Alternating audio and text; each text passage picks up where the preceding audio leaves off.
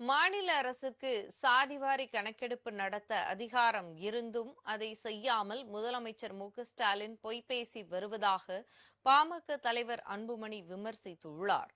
தமிழகத்தில் சாதிவாரி கணக்கெடுப்பு நடத்த வலியுறுத்தி அன்புமணி தலைமையில் சென்னையில் பாமக சார்பில் ஆர்ப்பாட்டம் நடைபெற்றது.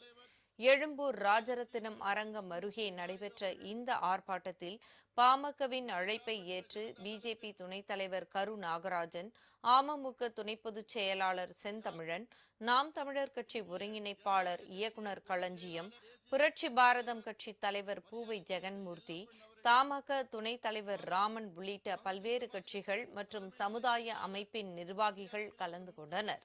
ஆர்ப்பாட்டத்தில் பேசிய அன்புமணி, தமிழகம் சமூக நீதியின் பிறப்பிடமாக இருந்து வரும் நிலையில் முதலமைச்சர் ஸ்டாலின் அதை குழி தோண்டி புதைத்து விட்டதாக குற்றம் சாட்டினார். சாதிவாரி கணக்கெடுப்பு நடத்த மாநில அரசுக்கு அதிகாரம் இருக்கிறது என கர்நாடக உயர்நீதிமன்றம் தீர்ப்பு வழங்கியுள்ளதையும் அவர் சுட்டிக்காட்டினார்.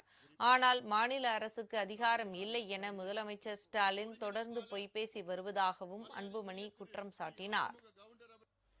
தமிழ்நாட்டிலே சாதிவாரி கணக்கெடுப்பு நடத்த வேண்டும் என தொடர்ந்து பாட்டாளி மக்கள் கட்சி கடந்த 36 ஆண்டு காலமாக கோரிக்கை வைத்துக் கொண்டிருக்கிறது.